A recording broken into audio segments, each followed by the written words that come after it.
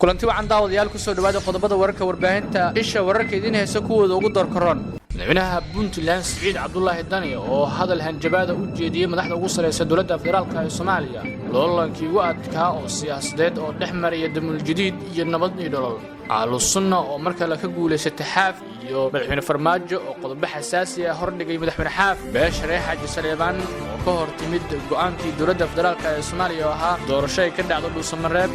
iyo dawladda federaalka ee Soomaaliya oo jawaab ka bixisay go'aankii Kenya una yeertay safiirka dalkaas wararka dibaddana waxa uu dooron madaxweynaha Turkiga Recep Tayyip Erdogan oo ka soo horjeestay heshiiskii qarniga waaga daawadayaal intaas waxay qaar ka tirsan qodobada wararka warbaahinta isha wararka kuwada ugu door karoon haddii aad ku cusubtaa barteen YouTube-ka fadlan subscribe dhe ugu jiga balaalka share-na saaxiibadaada u dheh si wararkii ugu dambeeyay caalamka iyo Soomaaliya markaan soo galino barteen YouTube-ka ay helaan markana ku soo dhawaada daawadayaal warkii oo faahfaahsan aan ku bilowno madaxweynaha Puntland Saciid Cabdullaahi Dani ayaa hadal kulul u jeediyay madaxda ugu sareysa ee dalka madaxweynaha Puntland Saciid Cabdullaahi Dani oo xalay ka hadlay munaasabada kooda Luulyo konton iyo sagaal guuradii ka soo wareegatay markii gobolada Koonfur ay qaateen xornimada iyo midowgii waqooyi iyo Koonfur ayaa khudbad kaga hadlay midnimada dalka iyo xaaladda dalka uu hadda marayo Saciid Dani ayaa sheegay inay rajeynayaan in 60 sano u buuxsami doonto sanadka soo socda in midnimadii dalka inuu soo laabto iyo dawladda dadkeeda oo israacsan yihiin waxa uu sheegay inay muhiim tahay in deegaanadaas ay ka dhacaan doorashooyin xor iyo xalaal ah waxa uu ka digay arrimo uu sheegay in madaxda ugu sareysa dalka ay hadda gacanta kula jiraan taas oo qusaysa maamul goboleedyada sida hadalka u dhigay Saciid Cabdullaahi Dani madaxweynaha Puntland ayaa dawladda federaalka ee Soomaaliya ugu baaqay inay ka deyso faragelin ay ku sameyso doorashooyinka Jubbaland iyo Galmudug socda maamulada Galmudug iyo Jubbaland oo doorashooyin ku soo fooleeyeen in ay Puntland wax ka bartaan xoog wax lagu ma kala qaado in ay si wanaagsan tartan xalaal iyo xor ah oo u dhaxmaro waxaan rajaynayaa cidii soo baxdana bulshadaas iyo adduunku iyo dadku inay la shaqeeyaan waxaan aad u rajaynayaa dawladda federaalka inay aad uga fiirsato in magacii xumaa ee meel ka raacay in dibdam u raacin oo ay meel ka istaagto dhexdhexaada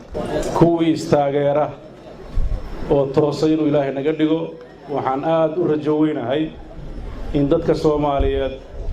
ay yihiin dad ku filan dalkooda inay maamushaan danahooda ay qabsadaan wixii tagayna ay dib u milacsadaan oo aysan dib u go'an madaxweynaha Puntland hadalkiisa ayaa u muuqday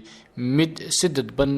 uga hadlay doorashadii madaxweynenimo ee ka dhaqabsoontay magaalada Baydhabo ee maamulka Koonfur Galbeed taas oo ku soo baxay Cabdicasiis Xasan Maxamed Laftagreen oo la aaminsan yahay in dawladda federaalka ee Soomaaliya ay taageereysay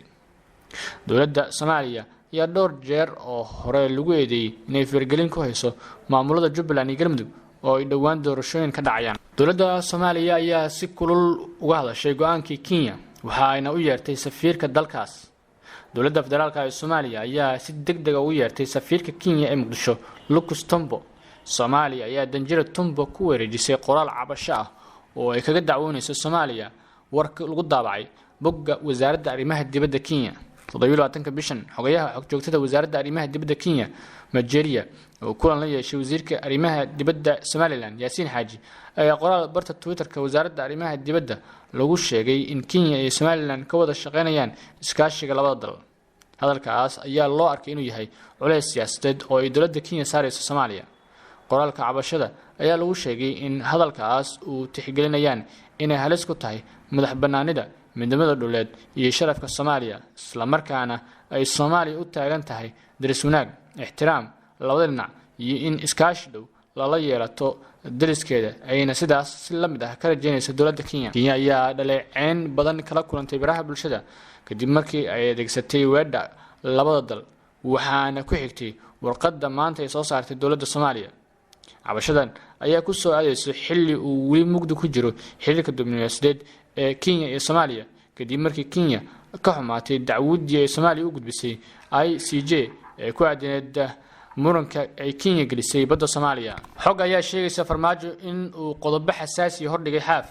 madaxweynaha Galmudug Axmed Ducaale Geelle Xaaf oo shalay soo gaaray Muqdisho caasimadda Soomaaliya ayaa kulan la yeeshay madaxweyne Farmaajo. Xaaf oo ay garoonka diyaaradaha ku soo dhaweeyeen xildhibaano ka tirsan labada aqal ee baarlamaanka una badnaa kuwa daacad u ah dowladda federaalka ee Soomaaliya ayaa si toos ah loogu gudbiyay xarunta madaxtooyada Villa Soomaaliya halkaas oo kulanka qorsheysan kula qaatay Farmaajo. kulanka oo ahaa mid albaabada u xiran yahay oo ay adkeed in xog badan laga helo ayay warbaahintu u suurta gashay inay hesho xog ku saabsan waxyaabihii ay lamada mas'uul ka wada hadleen. kulankan oo dhicitaankiisa uu markii horeba ka soo shaqeeyay ra'iisul wasaaraha Soomaaliya ayaa waxa uu jeedkiisu ahaa in sidii uu madaxweyne Xaaf ula shaqeyn lahaa dowladda federaalka ee Soomaaliya doorasho la filayo inay ka dhacdo Galmudug. Xaaf ayaa madaxweyne Farmaajo waxa uu hordhigay qodobo dhowr ah oo ay dowladda Soomaaliya ka rabto inuu sameeyo waxaana suurta gashay in ay helno qaar ka tirsan qodobada ay labada dhinac ka wada hadleen. waxa ugu horeeyay inuu san isku soo sharixi karin doorashada Galmudug. 2 inuu Xaaf kala shaqeeyo dowladda dhicitaanka doorashada. 3 ballanqaadkii Xaaf loo sameeyay oo ay kamid tahay xilal iyo lacag la sheegay inay u dhaxayso 3 milyan ilaa 2 milyan iyo ballanqaadyo kale oo siyaasadeed sida wararka lagu helayo. dhinaca kalena kooxda Al-Sunna ayaa galaangal siyaasadeed oo xoogan markan sameynaysa iyada oo la sheegayo in Xaaf markan lagaga adkaaday galaangalka Al-Sunna ay sameysay. kooxda Al-Sunna ayaa aqbashay dalabkii Khayre ee ku aadanaa ciidamadooda in lagu daro ciidanka xoogga dalka qaybta 12aad toosna loo hoosgeeyo dowladda federaalka ee Soomaaliya. kooxda Al-Sunna ayaa aqbashay dalabkii Khayre ee ahaa in ciidamadooda la qarameeyo laguna daro ciidamada Soomaaliya. Al-Sunna oo arrintan hore u diiday kadib safarkeedii koowaad ee wasaar Khayre ku tagay Dhuusamareeb ayaa ugu dambeyn aqbashay codsigii wasaaraha kadib wada hadallo dheeraad oo kula yeeshay magaaladaas oo dib ugu laabtay. sida xogta lagu helayo Al-Sunna ayaa arrintan ku bedelatay arrimo ay kamid yihiin in dowladda ay si joogto ah u bixiso mushaarka ciidamadooda taas oo muddo culays ku haysay kooxdan. waxaa sidoo kale kooxdan la xaqiijiyay in doorashada Galmudug ay ka dhici doonto Dhuusamareeb taas oo ra'iisul wasaaraha uu ku dhawaaqay intii uu ku sugnaa magaalada Cadaado. xubno ku dhow xafiiska ra'iisul wasaaraha Soomaaliya ayaa sheegay in sidoo kale ay jiraan xilal dhowr ah oo ka mid ah kuwa federaalka oo kooxdan la ballan qaaday inkastoo aan loogeen waxay noqon doonaan. arrintan ayaa imaanaysa iyadoo Maxamed Shaakir Cali Xasan oo madaxa xukuumadda Galmudug ah uu xalay sheegay inay diyaar u yihiin in hay'adaha ammaanka ee dowladda federaalka ee Soomaaliya ku Galmudug ay si wada jir ah uga howlgalaan magaalada Dhuusamareeb. dhinaca kale odayaasha dhaqanka ee beesha Xaaji Saleebaan ayaa ka hor yimid heshiiska Al-Sunna iyo dowladda federaalka ee Soomaaliya. kulan magaalada Cadaado ay maanta ku yeesheen odayaashii waxgaradka magaaladaas ayaa waxa ay uga soo horjeesteen hadalkii ra'iisul wasaaraha Soomaaliya ahaa in qogasha shirka dib u heshiisiinta Galmudug lagu dhigayo magaalada Dhuusamareeb. madax dhaqameedka ayaa sheegay inay ka soo horjeedaan hadalkii Khayre xalay jeediyay ee ku aadanaa in shirka dib u heshiisiinta iyo doorashada Galmudug ay labadaba ka dhici doonaan magaalada Dhuusamareeb caasimadda Galmudug. odayaasha ayaa ra'iisul wasaaraha Soomaaliya ku eedeeyay in uu ballan furay kadib markii sida ay sheegeen uu dhammaan awoodihii maamulka uu u raray magaalada Dhuusamareeb isla markaana uu ka dhabeyn waayay hadalkiisa ahaa in Galmudug loo dhan yahay uu wax ka dhisayo. odayaasha ayaa magaalada Dhuusamareeb ku tilmaamay meel niman isbaar u taalo aysan yeeli doonin inay ka qayb galaan doorasho ka dhacdo Dhuusamareeb ee caasimadda dowlad goboleedka Galmudug ee bartamaha Soomaaliya. hadalkan ayaa imaanaya saacadoon kadib markii ra'iisul wasaaraha Soomaaliya uu Dhuusamareeb ka sheegay inay ka furmi doonto gogol dib u heshiisiin ah oo lagu heshiisiinayo beelaha Galmudug ee ka dhici doonto doorashada maamulka Galmudug. ra'iisul wasaaraha Soomaaliya ayaa sheegay markii Muqdisho uu ka soo tagay ay dad badan kula taliyeen inuusan tagin Galmudug isla markaana wax xal ah ka gaarin hase yeeshee taasi ay haatan muuqato sidoo hadalku u dhigay. ugu dambeyntiina loolan siyaasadeed kii ugu cuslaa ayaa ka dhex qarxay kooxaha Damul Jadiid iyo Nabad Ilaalin oo ku hardamay siyaasadda Soomaaliya. labada garab ee ugu awoodda badan siyaasadda Soomaaliya waa Nabad iyo Nolol oo hadda haya talada dalka iyo Damul Jadiid oo hadda sameysatay magaca xisbiga cusub oo lagu magacaabo Xisbiga Nabadda iyo Horumarka oo hogaamiyo madaxweyne Xasan Sheekh madaxweynihii hore ee Soomaaliya. labadan garab ayaa waxa u dhaxeeyo loolan adag oo dhanka doorashooyinka maamul goboleedka oo ah aasaaska koowaad ee loolanka doorashada guud ee dalka ka dhici doonta marka uu dhamaado waqtiga xiliyeedka dowladda uu hogaamiyo madaxweyne Farmaajo oo hadda u harsanta hal sano iyo bar. loolanka u dhaxeeya labadan garab ayaa hadda ah mid barbaro ah marka la fiiriyo tartankii ay ku galeen doorashooyinka ka kala dhacay Koonfur Galbeed oo ay Nabad Ilaalin ku guuleysatay iyo Puntland oo la rumaysan yahay inay ku guuleysatay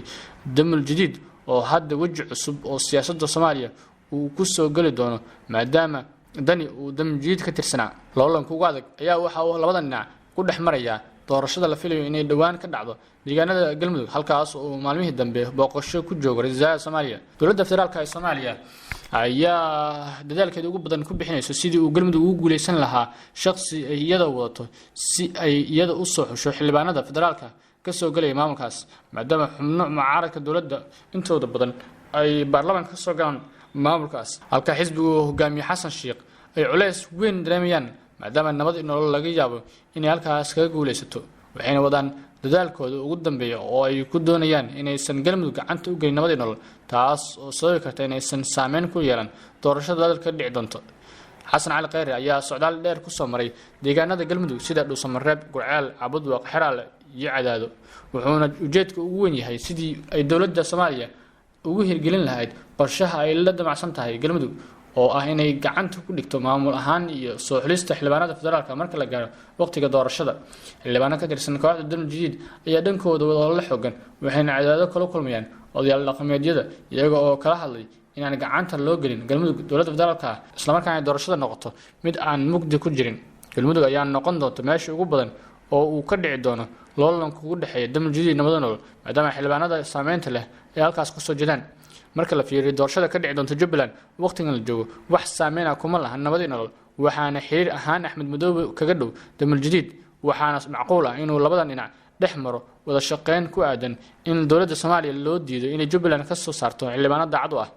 haddii aysan wax isbedelin lama rajaynayo in dowladda gacanta ku dhigto Jubbaland maadaama Axmed Madoobe diiday inay wax lagu ah dowladda ku yeelato doorashada isagoo ka shaqeynaya sidii uu soo xiri lahaa xildhibaano isaga dib u soo doorto marka la fiiriyo qaabka ay hadda wax u socdaan iyo guddiga doorashada oo daacad u ah Axmed Madoobe doorashooyinka galmudug iyo Jubbaland ayaa go'aamin doona cidda yeelan doonta awoodda doorashada soo socota maadaama ay hadda dowladda gacanta ku hayso kaliya Koonfur Galbeed halka Hirshabeellena aysan weli meel u dhicin iyadoo ay isku dhaceen Waare nabad nolol lagana yaabo inay bilowdaan mooshin meesha looga saarayo Waare markaas oo Hirshabeellena ay ka dhici doonto haddan culus halka warkaas daawadayaal idinkaga imaanayo waa warbaahinta isha wararka markana wararka dibadda madaxweynaha dalka Turkiga Recep Tayyip Erdogan ayaa sheegay inay tahay wax aan xitaa laga hadli karin in Turkiga uu taageero qorshaha dhaqaalaha ee Mareykanka uu ugu talagalay Falastiin qorshaha aqalka cad oo shaac laga qaaday toddobaadkii tagay ayaa ku baaqaya maalgelinta $50 milyan oo muddo 10 sano ah lagu sameynayo dhulalka Falastiiniyiinta iyo dalalka Carabta ee dariska la ah qorshaha Mareykanka ayaa la sheegay in hadafkiisu yahay inuu 1 milyan oo shaqooyin ah uu abuuro Falastiiniyiinta qorshahan ayaa qayb ka ah qorshaha maamulka Trump uu ugu talagalay Falastiin iyo Israa'iil kaasi oo loogu magac daray heshiiskii qarniga warkii oo daawadayaal xilligan idinkaga imaanaya warbaahinta isha wararka waa nageynta